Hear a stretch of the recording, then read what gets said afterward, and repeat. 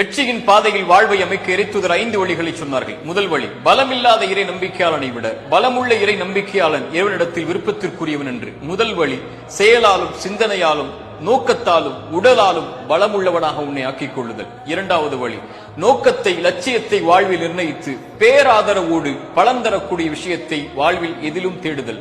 மூன்றாவது, தேடக்கூடிய விஷயத்திற்காக இறைவனிடத்தில் உதவி தேடுதல், அவனை தவிர யாரும் கொடுக்க முடியாது என்ற நம்பிக்கையில். நான்காவது, பலமுள்ளவனாக இருந்து பேராதரவோடு ஒன்றை தேடி இறைவனிடத்தில் அதற்காக ஒப்படைத்து உதவி தேடி விட்டால் ஒருபோதும் அந்த இடத்திலிருந்து பின்வாங்காமல் முன் செல்லுதல்.